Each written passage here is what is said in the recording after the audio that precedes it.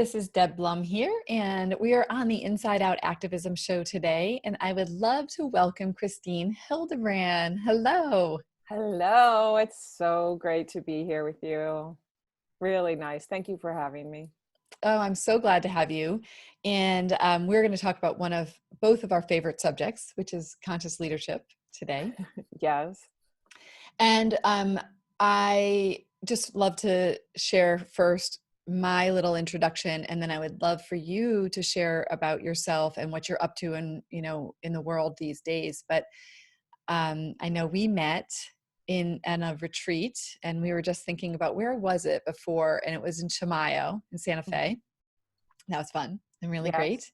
But when we met, we met somewhere else and then found out that we live in the next town over from one another, which is really cool. That's right. Yeah. So we have known each other since then. And really the work that we were doing when we were in Chimayo was really around consciousness work and, how to embody more, a more conscious way of being and bringing that into our families and into our businesses and leadership in society. Yeah. Absolutely.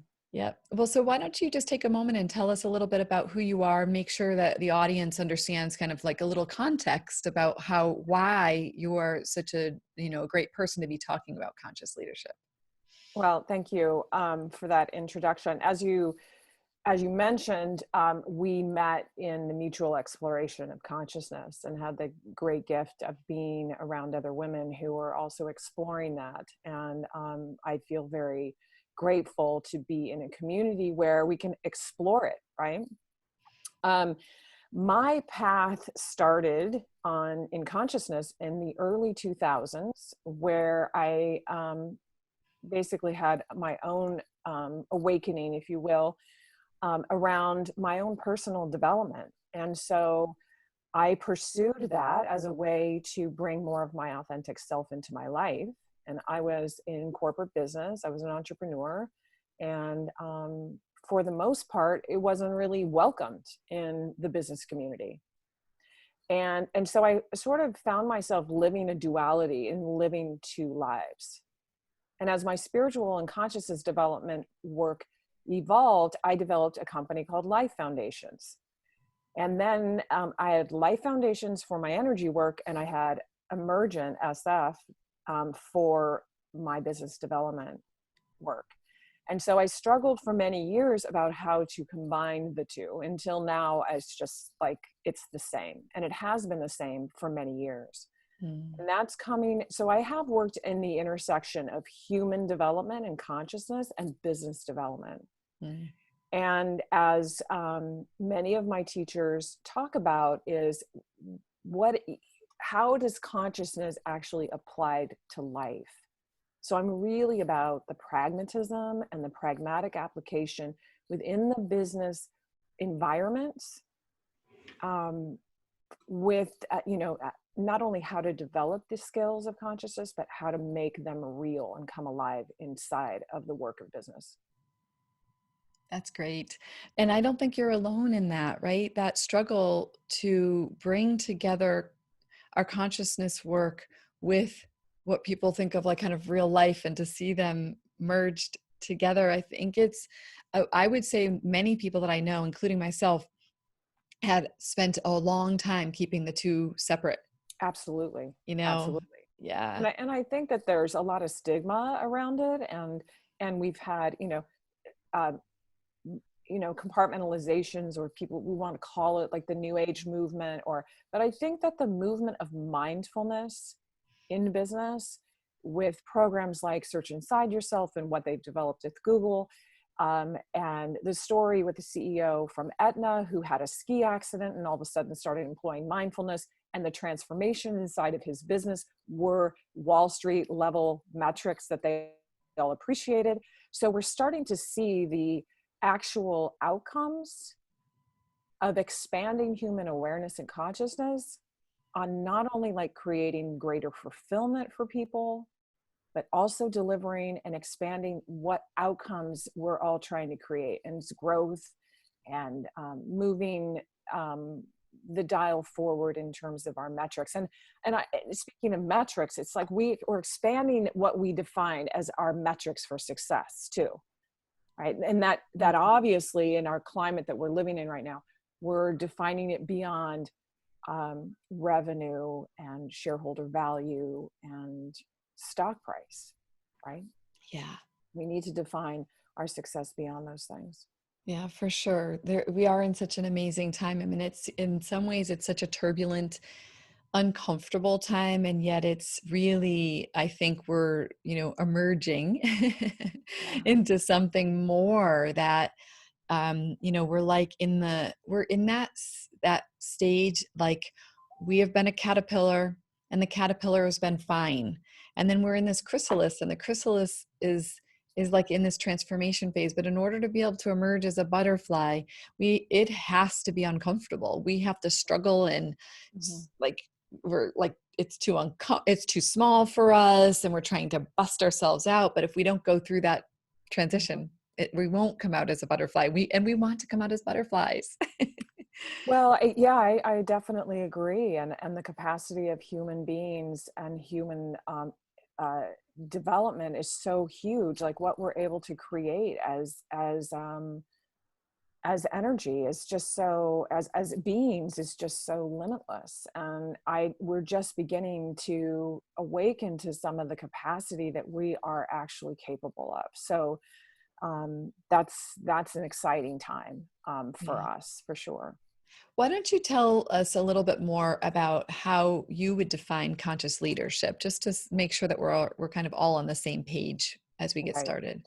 Well, as I mentioned, this passion of mine in developing consciousness is emerged and kind of merged with business. And and we're represented that in a company called In Tune, and that's the organization that I'm a part of. And we work at the intersection of human development and and business development, and everything that goes into that from a strategic standpoint, as well as a consciousness development standpoint. And we take a look at the organization as a system, and what are the levels of that system, or the functionality of the health of that system, and how it's working optimally. It does relate to this idea of consciousness, because you're looking at the health of an organization just like you would look at the health of a being or an independent leader, in the way that they are operating to their capacity. And so our company, In Tune, goes in and works with organizations of all levels and leadership at all levels to amplify the capacity of human beings, starting with humans and working through them as leaders with their teams and how they're operating as teams, and all the way through how they're operating as a system and an organization. So that's kind of the context of which we work. Multiple industries, healthcare to education, technology to consumer packaged companies, all different types of organizations. But to answer your question about conscious leadership, it's really defined by the time we're living in right now, because what we're seeing is a very dynamic degree of interdependence that's going on, a very dynamic degree of complexity. And with the pace of change, it's pushing on us to emerge, like you're saying, as butterflies, into develop higher capacities of what we're able to be and create, right? So I see conscious, and we see conscious leadership as being and operating in optimal capacity as catalysts for change and transformation, and to be able to lead that change and transformation. And we're seeing play out on the world stage, on the global stage, those leaders that have that expanded capacity and can hold the container for possibilities that are beyond what we can think is possible right now. In fact, my team was around the table this week during our leadership team meeting. We were saying, who in the world is modeling this, right? Who in the world is showing up in this way? We've seen Mr. Cuomo lead through the COVID thing in the state of New York. We've seen the Prime Minister of New Zealand lead in a way that's totally transformative. And she has the environment to lead in that transformative environment in terms of progressiveness. And we're seeing what's possible there. So we're keeping a close eye on that. And what I want to talk about today is, what are the mindsets? What are the skill sets that are important to actually execute and be in conscious leadership in today's climate? So I'd love to share some of those, and we can talk during the course of our conversation about that. Yeah, well, I think it's helpful because I think a lot of people can see what's not working, Yeah. and they can see what feels like it's off, where we're lacking leadership. Mm-hmm. But it's hard for a lot of people to understand what would need to actually change in order to be able to have the leadership that I think we're all Looking emerging for. into. Because again, it goes back to, like, I struggle a little bit with, like, we're kind of wishing for someone out there to be this Mm-hmm. leader, Yeah. but really what we're all doing is being called to be leaders of ourselves, right? Yeah. Leaders of our families, leaders Yeah. in any way that we can bring ourselves in that way, and we're all going to lead a little differently. But yeah, so I would love to hear some of the mindset shifts, because I mean, that seems like if you don't make the mindset shifts, it's very hard to Mm-hmm. make a change in the way that you show up in the world. Right. Right. And I want to just acknowledge the fact that COVID, as much as it's been a um, a heartbreaker to see so much suffering, and to also have so much fear surface Wow, that we've yeah. had to internalize and process. And but one of there are gifts, there have been gifts, and one of the gifts I feel like is that we were all sent to our rooms, right? And Yes. when we're kids, is like, when you get sent to your room, what happens? You start to think about, okay, what am I doing? What did I do that didn't work? What am I creating, right? What happened in that situation? You get perspective. So I feel like, in a sense, we all got sent to our rooms to go inside and do the work we've needed to do. And for many of us, that's been very difficult. For all of us have been facing different layers of things that we have been unwilling to look at and unwilling to face before this surfaced. So I think collectively it's been such a gift, because I believe that on the heels of that inner awareness, we have been able to accept greater levels of truth Mhm. and internalize greater levels of truth. As they say, like, there's going to be a high rate of births and a high rate of divorces, right? And in times of adversity, people are going to be coming together, or they're going to be, getting to the truth and the core of what's really going on. Mm, And then now, on the heels of that, we are facing this racial transformation, yes. where we have known this truth has been going on for a lot, and we have the capacity to be able to look at it with bravery and courage more than we ever have been. And so I think that the same is true when we're looking at internally, like, how do we develop the skill sets to lead in our lives and in our families and in our communities? What do we want to stand on? What do we value? What do we want to embody? Want to what do we want to stand for? And so it's and everybody has the capacity to do this work. It's not people that are teachers of it. It's not us as an organization that is helping people um, transition and get skill sets and support to navigate it. We're doing the work right along with everybody Right. else, Right. right? um and as soon as I'm learning and we're learning, we're sharing. Right. Well, and I think that's one of the beautiful things about the conscious path, is that it's not that we've arrived somewhere. It's actually Mm-hmm. accepting that we're learners forever. Mm-hmm. It's coming into the truth that we're always growing and we're always changing and evolving, and that has to be baked into the organization or the family or whatever you're being a conscious leader of. Because I think that's one of the things that we've seen that is the problem with leadership, is when we get into a fixed mindset that I have arrived, I'm the leader, I know what I'm doing, and this is what we're going to do. And then there's a way that we don't want to change. We're not willing to grow. We're not willing to hear other people. Right. We're not Right. willing to say, hey, I went home last night and thought about what you said, and I really changed my whole perspective. That was labeled in the past as like wishy-washy and, not standing aligned with your values. And, we're really being invited to be in a constant state of growth. Hmm. Yeah. Absolutely. Absolutely. And we are, um, it's sort of like the label of conscious leadership is in and of itself a label, right? And Yeah. then I'd like to think of it as leadership is a practice and not a position.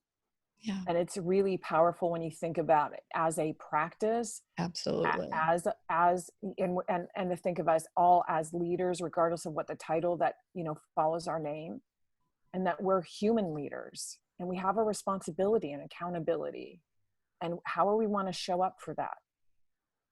And You that's the just question. Yeah, that was really helpful. I just recently said to somebody, I was in a discussion with somebody, and I said that I think that one of the myths is that everybody's a leader, and I broke it down a little bit more. And when I said is that I think that not everybody wants to lead people, and not everybody wants to lead uh, big initiatives, and Hmm. not everybody wants to lead a project or a business. But I sort of then like said, but I do agree that everybody is a leader inside. Everybody's a leader inside of themselves. Everybody Right. has the ability to be, to be in self leadership and to lead by standing up in their power. But Bingo. yeah, but Yes. not Yeah. necessarily, because it is a myth in some ways. I mean, I know so many people who love to be behind the scenes, but they're still very much standing in their power in what they Hmm. do. They're still Right. very much leaders of what they do. And I think that's where it gets confusing for people, because people will say, oh, everybody's a leader, and a person might actually shrink because we have a preconceived notion that a Right. leader needs to be leading some big charge, or a Right. leader needs to be having employees, or a leader needs to have, you know, Right. so everyone is a leader, and that looks different for everyone. Absolutely. Absolutely. And I think what's also happening, Deb, is that there is a dismantling of our belief systems and our structures. And Absolutely. that is disruptive, but also positive, because what you just named is like, well, people have been holding back from leadership because it constitutes a certain type of power that they don't want to be in the world, that they don't want to have part of their experience, Yeah. right? And so that is a really important distinction for us as we move forward in what we're sharing and how we are when we're working with people, is that we're not working with some sort of previous construct in terms of like, this is what leadership is and this is what conscious leadership looks like. This is a self-discovery process. And when our team is working with organizations and specific leaders, we are awakening the capacity and assets that are already exist, and helping people, just like we just did, reframe definitions that are barriers to progress. That's really cool. I love that, because that's really what I think is happening. um, that is what is emerging, which is I get that it's in a very uncomfortable, and even I think, oh, what's the word for it? It's clunky and not even going that well. But I think we are going to come through in this way where we are being called to stand in our sovereign being, to like Mm-hmm. really claim our sovereign selves, and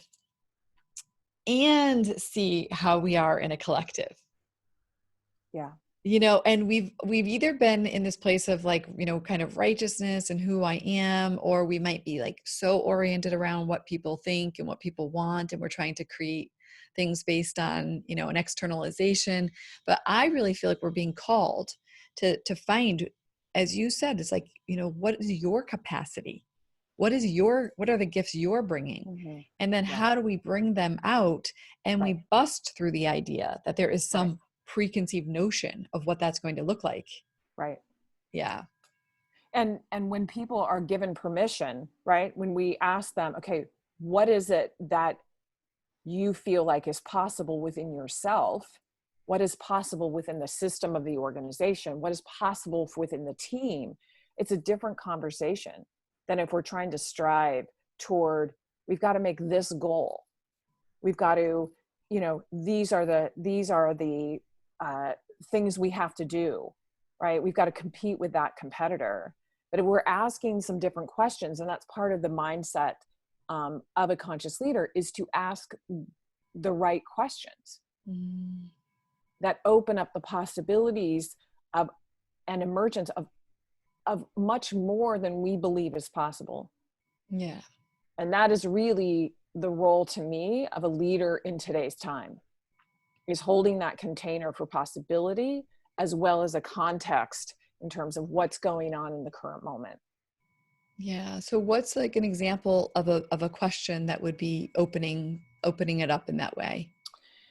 Um, well, when we're working with companies, particularly that are either dealing with a challenge or a roadblock, which is typically what we get called in to do, is that we're addressing some sort of barrier to growth, dynamicness inside the organization where they themselves know that it's not working, and there's a willingness to look at the problem, right? I think hopefully out of all this situation, we're developing the willingness to look in the effort to evolve past it, right? Yeah. So a couple of the questions are, what are the experiences you're hoping to make possible? Mm. When we look at the experience, it contains the energy of what they want to create. And then we start to name that, and you could feel the flood of the energy filling the space. What is the experience you're wanting to create, right? And then what would it take for XX, whatever it is, whether it be, what would it take for more productivity or more revenue to show up? What would it take for more customers to be aligned with our brand, that it's actually engaging? What would it take? Those are questions that allow and invite different and broader possibilities to enter the field that wouldn't normally be there, right? And then what would it take for whatever experience or outcome that we want to create? What would it take for that to come into fruition? Mm. And so But as the shift seems to be, is the shift like, what might someone say? I mean, what would be different about their answers? Would it be that we're caring more about the people, and we're caring more about people's experiences as it within the organization? Like what's changing there? What's changing, and what are you seeing is changing when you ask those questions, as opposed to maybe profit driven, limiting well, goal oriented questions? well, just like we have certain constructs around what the term leadership means, we have certain constructs, and we're holding on to certain outcomes. Like, we've got to achieve our revenue goal this year, or XYZ is going to happen, right? Yeah. So when we ask a different question, like what would it take for us to achieve it? What would it take? Then we start to investigate different ideas that could create that reality and something greater. So Yeah. if somebody is saying, we're having a problem with our supply chain and we're not getting goods to market fast enough, then we ask the question, what would it take for that to occur? Mm. What are the other options that maybe we haven't investigated? Yeah. Yeah. And as opposed to saying, well, we're getting beat to market, or we're getting beat on price, then it's a different conversation if you're asking about what is possible in those scenarios versus going in and trying to address the problem. Yeah, it's so true. I mean, this is what we're seeing in general, right? We're being called right now to sit in the discomfort of not Yeah. knowing and seeing the possibilities rather than the urgency that we've historically always addressed things is like we're in the fix it mode and we're only in our minds and we're often only in a limited group of people's minds. Right. And so it sounds to me like what these questions are doing is they're slowing things down a little bit. Yeah. And they're saying like, wait, let's create a little spaciousness for creativity and curiosity. Right. And let's open up the conversation to say, there are things that we aren't thinking about. Right. Let's let those things emerge and see what it is that comes up when we don't have to be in Right. fear-based mode. Right. I mean, we've known for decades that the act of taking a time out and doing strategic planning on a business and forecasting and being able to stop the doing and being inside your business versus on your business has been a good idea, right? Well, within that process, we do leadership offsites and that type of strategic planning in the context of developing what the strategies are and what the initiatives are to execute those strategies. But inside those, the business problem solving that we're doing and the typical and traditional things that we're executing, we also have the ability to ask these questions inside these dynamics.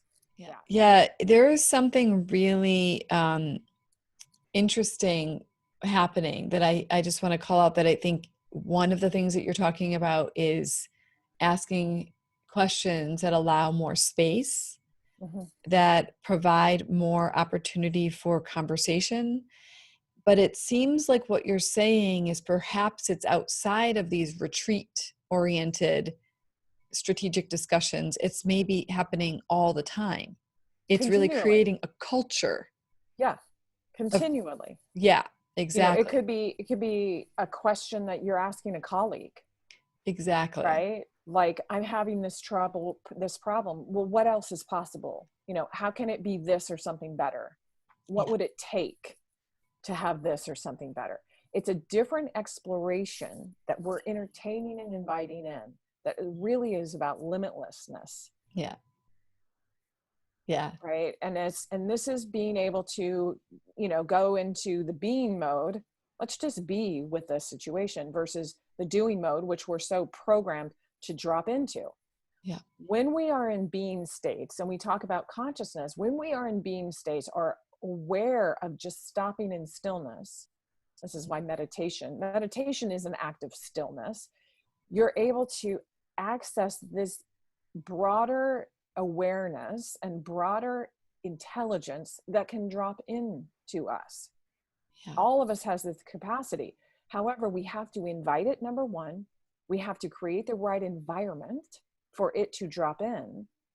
And we have to be willing to have it challenge some fundamental beliefs that we've been holding and be willing to take the leap in taking action based on that. Yes. Yes. I would imagine that that must lead to some more mindset shifts that need to happen in order to be Right. able to feel comfortable and to create that safety. Right. And I'd love to share some of those things, but I first want to give context. You know, we've had the sort of the conditioned tendency or the program or the narrative in our culture that we go to school and we develop competencies and we develop expertise.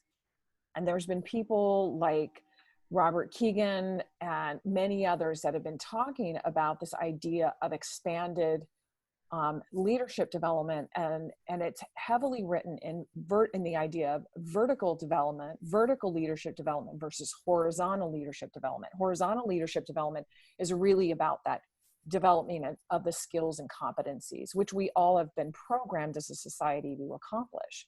And we really haven't spent too much time on the vertical development, which is really more of the mindset transformation that we've been talking about. So it's both. It's not an and or, it's both. And I think what the modern day leaders, what they are needing is both. right? And so that's what, our organization is focusing on, developing this vertical leadership capacity within the context of the horizontal, because we still have Mm. to operate in horizontal. We still have to drive business. We still have to do strategic planning. There's still, things to do, like on a pragmatic, practical sense, but we're doing them in a way that is more in alignment, right? In the capacity and within the competency of our full potential. Totally. So I just wanted to give that context too, because what we are talking about, and a lot of the people the experts in vertical leadership are talking about adult development, similarly to child development, right? There's stages, right? So in the stages of adult development, you're looking at an expert, which is basically solving problems using expertise. And then you're moving into achiever, which is engaging others to reach a desired outcome.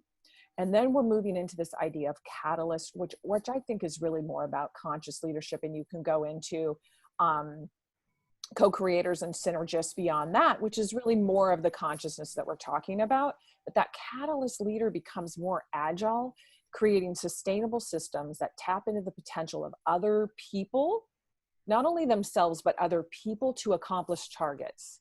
Mm. So hopefully that'll give some context to what we're talking about.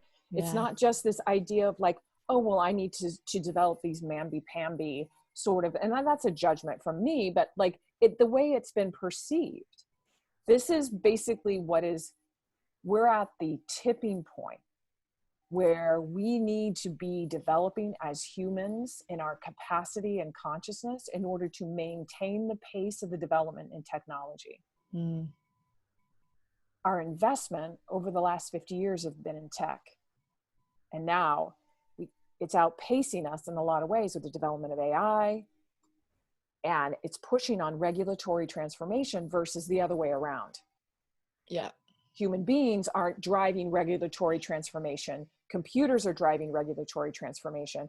And we have to be conscious and aware of the implications of our own innovations. Mm. But if we don't develop human capacity to keep pace with what's going on a technical level, there's a lot of fallout that we may not be aware of if we take that path. So our belief is that we're not operating at full capacity as humans. We have a lot of opportunity to expand. And we also have to keep growth and innovation and business moving forward. Yeah. So before you go into the mindsets, I want to ask you a question. What do you think the risks are if technology outpaces our own capacities and our own development?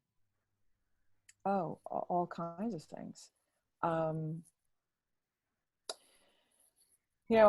Just recently I worked on a client project, and I'll answer your question in the frame of this experience. Is in their global organizational development company, and through the project I got to interview a lot of top level CHROs for multinational companies, a lot of them based in India and Asia, and we were talking about this exact thing, and they were seeing the importance of that human development is a strategic initiative. It's now becoming a strategic Mm-hmm. initiative. Mm-hmm. And also our company, in Tune, believes in the ability of business to be the catalyst for change we all need to see. Yeah. Right. So within the context of this research project, they were already seeing the effects of human development not keeping pace with technology development. And what I mean by that is that they had certain engineering teams developing capacities with like two-wheel bikes, which are huge globally as a mode of transportation, especially in India and Asia and in Europe, that were not were functional on an energy engineering standpoint and worked on a technological standpoint and hit all of the bases in terms of economies of scale and efficiencies, but they weren't investigated in terms of how the effects they were on the environment, They weren't investigated in terms of how they would affect certain segments of the population on human life. So, but they met all the metrics internally in terms of Mm. cost, in terms of speed to market, in terms of design solutions. So I think, to answer your question, that if we are not expanding our consciousness to keep pace with technology, there are a lot of things that can fall out. I mean, we're seeing it already show up in our environment. We're seeing, like I mentioned earlier, regulatory changes that may not be in our highest and best good as a species and as all living species. We're seeing the loss of connection between human beings. And now we understand, because we've been deprived of it, how much it is part of our importance of our lives. Yeah.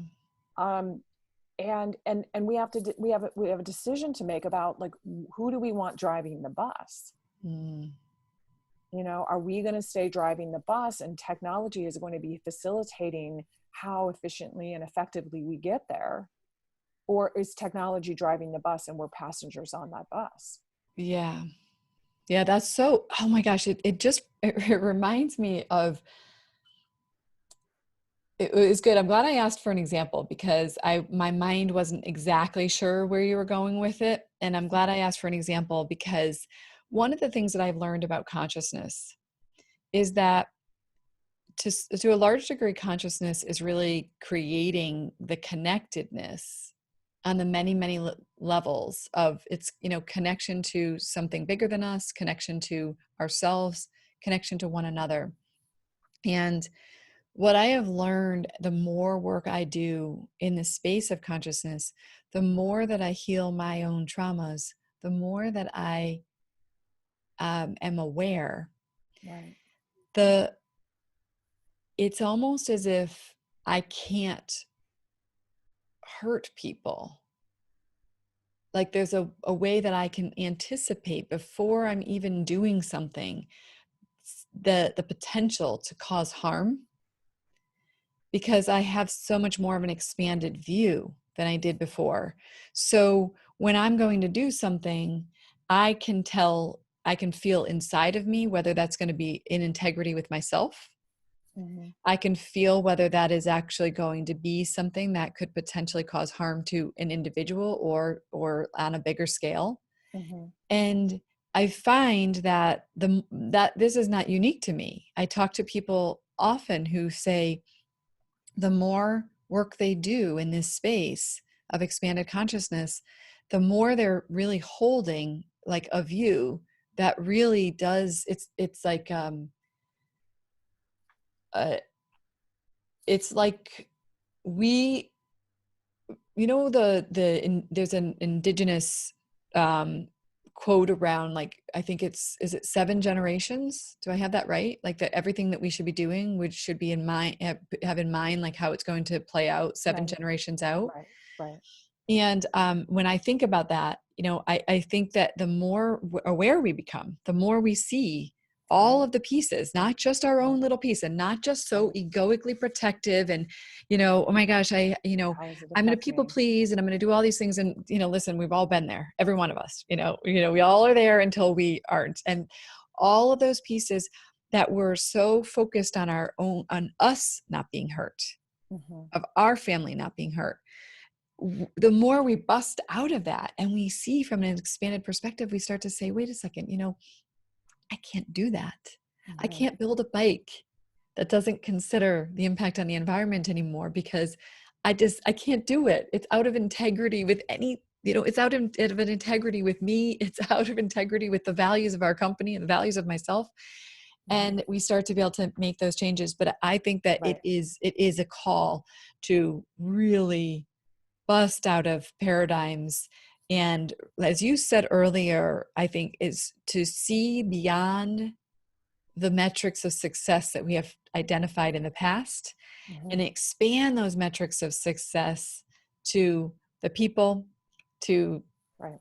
the impact on the world, the potential unintended, negative consequences that we can create. Right.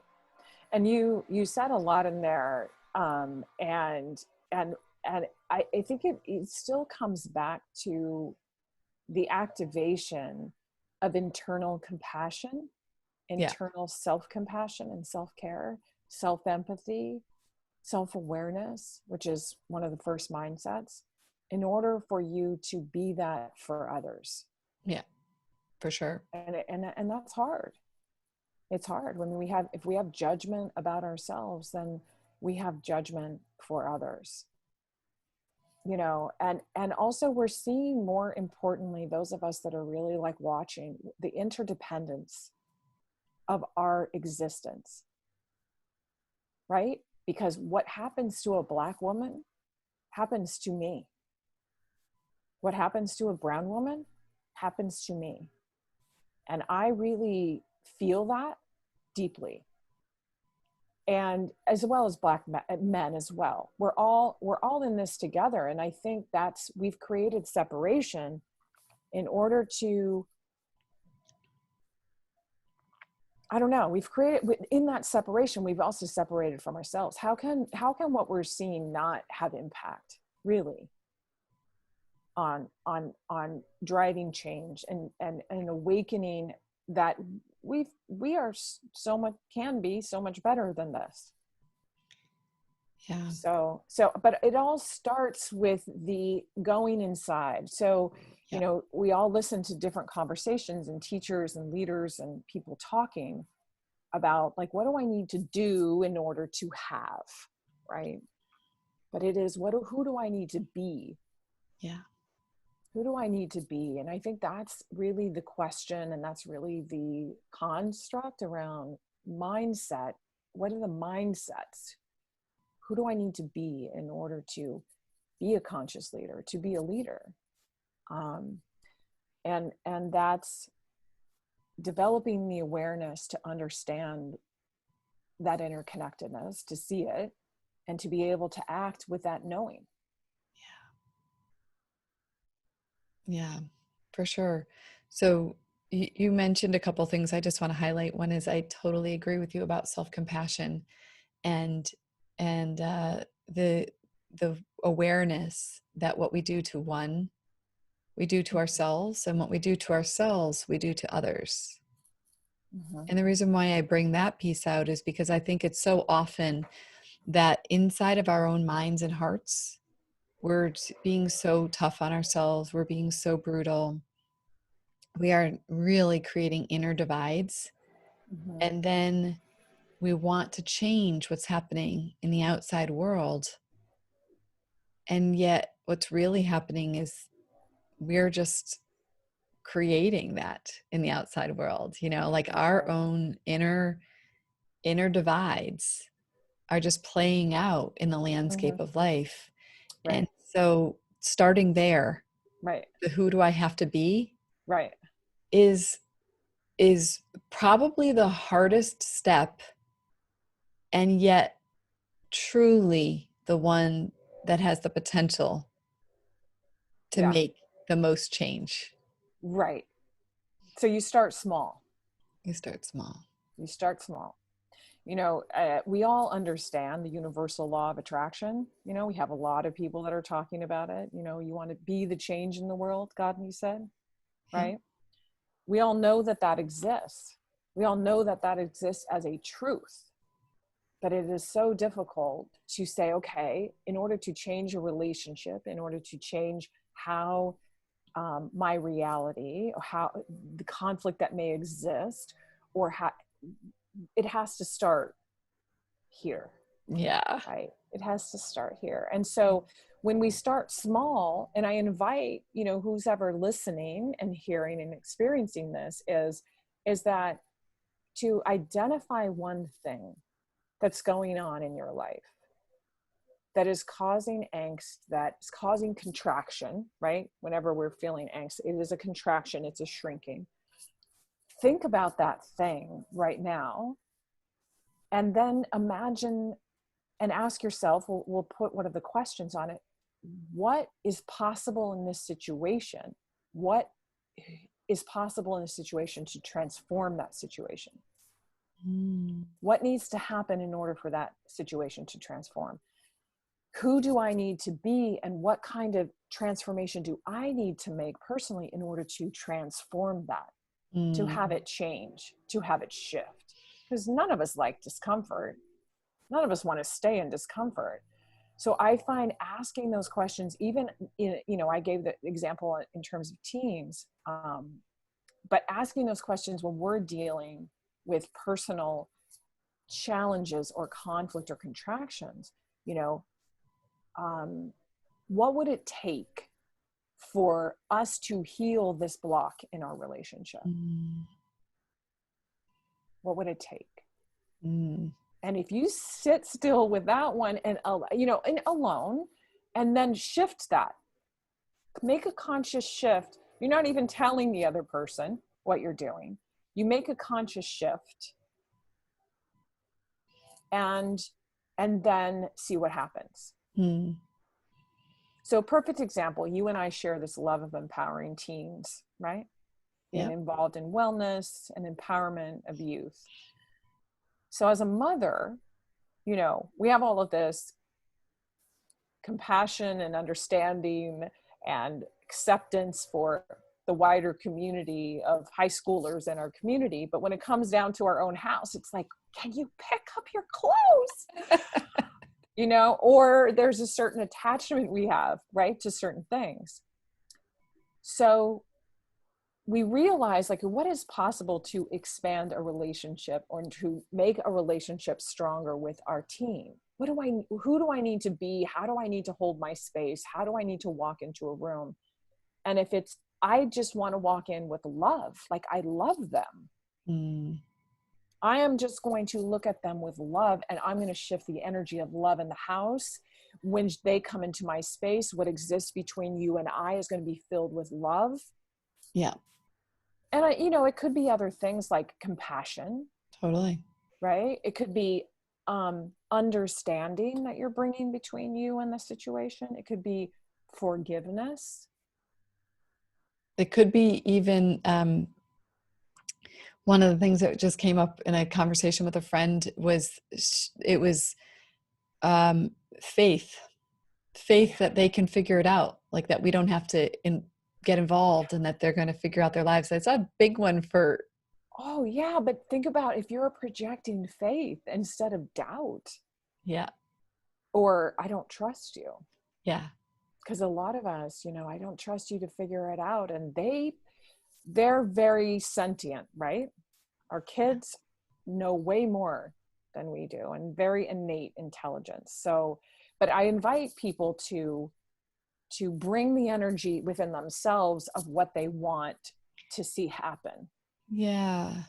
So the mindset shift there is really away from the idea that other people need to change. Mm-hmm. And that's a hard one for people, because I know for me that when I was learning that, you know, I felt a lot of disappointment that that's how life was. I felt that sense of, I really wished that other people, if I could change my circumstances and I could change the people around me and they would, start doing what I'm telling them to do, then I would be happy. And I wanted life to work that way. And then the irony of it all is when we figure out that it's actually within us and that we have the power, Mm-hmm. that is the most empowering thing that you could ever learn. And yet there is a mourning, I think, that happens of this. The way that we think life works is that, like even as a boss, we think like we're going to come in, we're going to tell you what to do, you're going to do it that way. And if everyone would just listen to me because I know what we need to do, then we would be fine. But people Mm-hmm. won't listen and we complain about it, or, all these problems keep coming up and we just keep having crises. And, there's a way that we can get so caught up in all of that as if that's what needs to be changed. And actually the invitation is the who do I have to be, the coming in and asking these really powerful questions that you've invited us to ask, really powerful, sitting with the question of like, what else is possible? Sitting with the Right. who do I Right. have to be in Right. order, who do I have to be when I walk into that room? Right. And what is the energy that I bring into that conversation? It's so empowering. And yet I think for a lot of people, I think it's a hard one for them to shift to. Do you see that? Do you see that it's a hard one to shift to for people? Yeah, yeah, absolutely. I think when the stakes are high, it's more difficult. So that's what I meant Um, earlier when I say starting small. So if it's difficult with a boss, I would try it with a team. If it's difficult with, um, leading within your community, then I would try it with your sister, mm, or a friend, yeah. right? And so that you're building that muscle of beingness and aliveness within, in terms of what you want to create in your life, internally, as a, and growing as you develop that muscle, right? So, um yeah, I mean, but there's also, in addition to being in that being state and asking and being willing to embody the experiences that we want to create in our lives, there are certain, like, additional mindsets that are really important to have on that, because we've touched about self-awareness. This is really about self-awareness, an act of being who we are versus doing is self-awareness. And that self-awareness is also, to what you said earlier, is to evaluate that old ways of being are not working anymore, Mm-hmm. because the command and control leadership style is just taking a very myopic view and linear view, when what's happening is an open source, Mm-hmm. shared, collective, collaborative contribution environment. I mean, look what's happened in technology when you have a millennial worker or a Gen Z worker right now, where everything is open source and shared. That's just kind of the way of the future. So one person coming in with, this is the way it ought to be, you're going to get resistance and to that, as opposed to, if you want to create the limitlessness of what's possible, then you're showing and holding as a leader that you're creating it together. What is possible in this situation? Are we all in agreement with that? Where do we have resistance and holding back to that shared creation? And what are other ideas that are going to make it this or something better? Mm, yeah. That's different. So that's more of a collaborative, and willing to look at things in a collaborative way. But it's also, you have to self-possess and hold that potential and possibility yourself, right? And that is really the self-awareness piece yourself that we're talking about.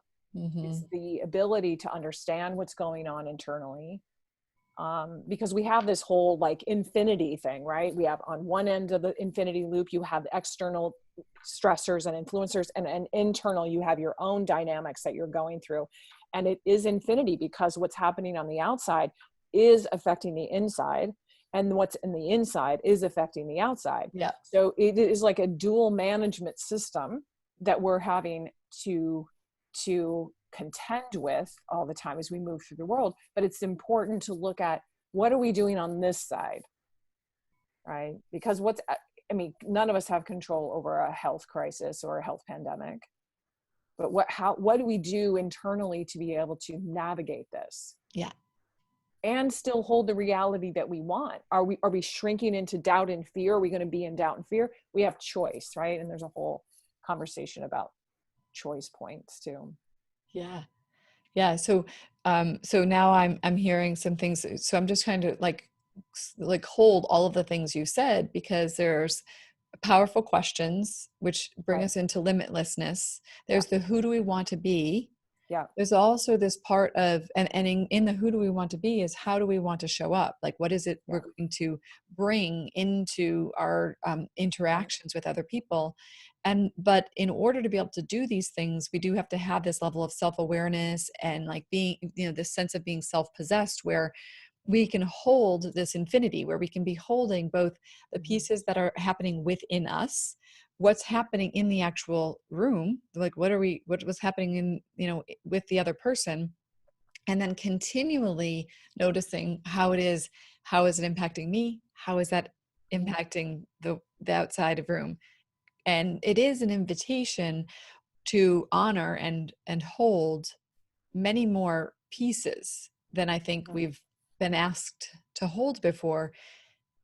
Like in the past, it was sort of like, I just come in, I tell you what I'm going to do, we're going to do. And then everybody gets to say yes, and then we walk out of the room.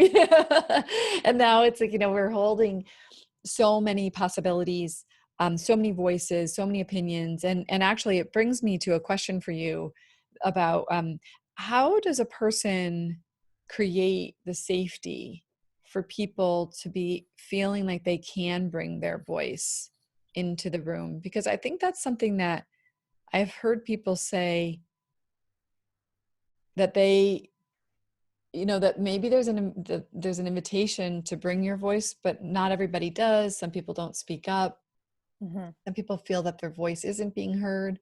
They Mm-hmm. do speak it, but it gets misinterpreted. Like, what do you teach for creating an environment that has that psychological safety for people to speak up and share Well, freely? this is a really good question. And we're in the process of developing a program called Whole Humans at Work. Mm, That really is about the people feeling safe to bring their whole selves to work. And mm, what does that look like? I think that first of all, there is a culture of transparency, trust, authenticity, empathy, compassion that has to exist, mm-hmm, right? We have to, the leaders of an organization are creating a culture where safety is possible to come forward. mm-hmm, So I think that is a decision that has to emanate at the top. mm-hmm, And there are certain practices, like for instance, in meetings, when people first come in, you're starting small and building the ability of trust. How much can I reveal and still be safe, mm-hmm, right? How much can I share who I am? So we have this practice where everyone goes around and they do this is what I'm super excited about at work. This is what I'm super excited about at home. And this is what I'm super excited about getting out of this meeting. mm, So there's the revealing of like, not with, and everyone, you take the time to do check-ins, mm, and at the end of that check-in you say, with this I'm in. And with this I'm in is a statement of, I am a whole, here, present, and ready to go. mm, And everyone is heard. mm. So that may take 5 minutes a person. If you have 8 minutes around the table, you're going to do that once a week. Or you can do a mini speed one where you're just coming to the table and saying one word that encapsulates where you are: optimistic, confused, frustrated. Yeah. But I think it's the ability to be able to develop practices within an organization, and that's part of what we teach when we're doing leadership offsites, is that they get to practice some of the practices that they take back to their organization as new learning, Yeah. right? That's going to hold their agreements, right? It's going to hold them in this container. But it is a process that starts small, but I also think it emanates from the values that an organization holds within its culture. Mm-hmm. It's just not giving lip service to the words on the wall or in your mission statement. It is, what are your expression points and how does it show up as an experience in your Yeah. organization? Yeah. And as you said, it starts with the leadership being able to be willing to show up and reveal themselves too, right? They have to be. Modeling it. I'll give you a perfect example. I mean, we're modeling it as a leadership team at Intune Collective. I'm co-founder of this organization, and I'm serving the organization as the CEO. I recently told my leadership team, I'm letting go of my founder title. Mm, I don't want the founder title. Brings me to the third thing around conscious leadership. It is the service to something greater than mm, you. mhm, mhm, The founder title made me feel that it was mine, mm, and it's not mine. I mean, the word collective is intentional in our name, in the sense that it is the coming together of like-minded people that want to empower businesses to be a force of good in the world. How can I find that? Like, Yeah. I'm humbly stepping in as the CEO to be of service to that greater thing. But do you Hmm. see the difference, how it becomes a life that's so much bigger than what I could possibly imagine on my own? Yes. Yes. I know. I totally see that. And I see how so many little framings, just things like that, that we can make a shift in the way that we're perceived and the safety that we create for other people in a seemingly small thing as letting go of the idea that you're the founder of it. But it really does change Oh my the God. whole way that you maybe Yeah. even hold yourself and carry yourself in the world. You know what felt is like I was immediately free. Mm. I felt freedom and lightness, because what you were describing earlier is about this container we have to hold. And so the third thing we're talking about in conscious leadership, after asking questions for brilliance to drop in and being self-possessed and aware, and all of the characteristics it involves in that, from empathy, compassion, humility, all of those things, to understanding that we're in service to something greater than ourselves. I did not feel the burden. I felt excited to be in service in Mm. the role that I know is I'm supposed to be in. Yeah. And that helped me feel less weight, not more. Yeah. That is so much what I really believe, that at the core, the three pieces that you have shared today are so much at the core of what I believe in inside out activism. This is really truly what you're talking about, about being in service to something bigger than us.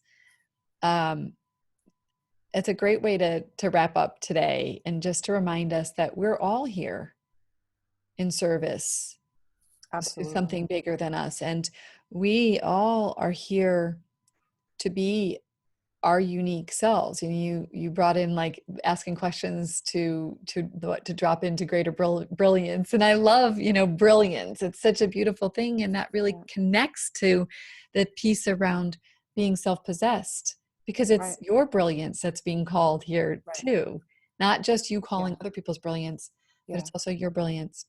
Right. Yeah. And Right. you freed yourself up to be able to shine more by letting go of a title.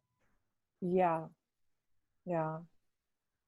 And one thing that is coming up is that is part of that is increasing my ability to receive. So in that Mm. container, it's like, am I ready to receive all that? Right. Wow. And clearing all that is, when you're talking about what is possible, is an organization and a leadership team ready to receive all that? Mm. So those are the things we help people with, because there are certain resistances and people are on different levels of, some, you might have champion on one end of the table that's like, damn, let's go. And then we have, well, wait a minute here.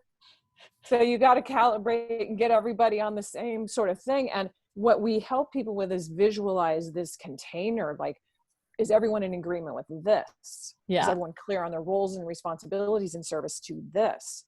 Yeah. Then you start in a co-creation process that's super exciting. Do you just want to share quickly, though, where people can find you? Is the best thing for them to do to find you on your website? Is that the best route? Yes, at intunecollective.com. Absolutely, on my website. And you can find out more information. We've got a 90-day action plan programs. We've got leadership mastermind programs, and all different kinds of support for organizational development and leadership development. Great. So I will put that in the show notes. And I just really want to thank you. I really appreciate everything you've shared. It's been really insightful and helpful. Thank you. Thank you for Yeah. Thanks. having me. Thanks Thanks so for the much. conversation. Yeah, wonderful conversation. And for anyone Appreciate it. who is interested in engaging a little more, please, like, share your aha moments in the comments below. Like this if you like it, share with other people. And as always, if you enjoy these videos, please click the subscribe button, and then you'll be notified of new videos that drop So thanks so much. Thanks again, Christine. Bye Thank bye, you, everyone. Deb. Bye.